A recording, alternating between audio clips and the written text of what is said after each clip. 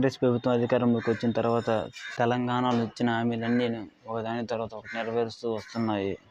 దీనిలో భాగంగా 6 గ్యారంటీ పథకాలను అమలు చేయడానికి శ్రీకారం చుట్టింది.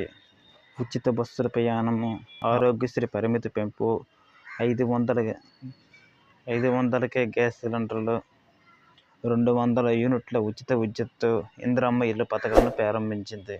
వీటి తర్వాత రైతులకి 2 లక్షల వరకు రుణమాఫీ కూడా చేసింది. ఇక ఎన్నికల ముందు రైతు బంధు పథకం స్థానంలో రైతు భరోసా పథకాన్ని అమలు చేస్తారని చెప్పారు. దీనిలో భాగంగా 10,000 ఆర్థిక సాయాన్ని 15,000కు పెంచుతున్నట్టు తెలిపారు. దీనితో పాటు రైతులతో పాటు కౌలు రైతులకు కూడా ఈ పథకానికి అమలయ్యే విధంగా చేస్తామని అమౌంట్ అందేలా చేస్తామని తెలిపారు. ఈ పథకం ద్వారా రైతు కూలీలకు 12,000 చొప్పున ఇస్తామని ఎకరానికి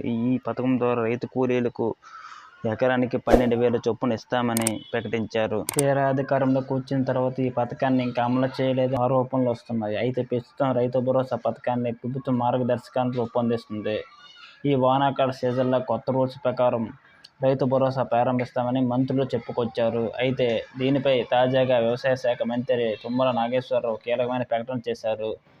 దీని గురించి తెలుసుకునే ముందు మీకు మా ఛానల్ నచ్చితే లైక్ చేయండి, మరిన్ని అప్డేట్స్ కోసం సబ్స్క్రైబ్ చేయండి.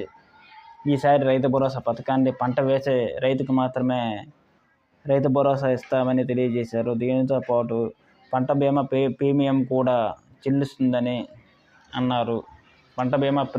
ప్రభుత్వమే చెల్లిస్తుందని అన్నారు. ఇచ్చిన హామీల ప్రకారం 2 లక్షల వరకు రుణమాఫీ పూర్తి చేశాము. కొంతమందికి కొన్ని సాంకేతిక కారణాల వల్ల రుణమాఫీ కాలేదని వారికి ఈ నెలాఖరులోగా జమ చేస్తామని హామీ ఇచ్చారు.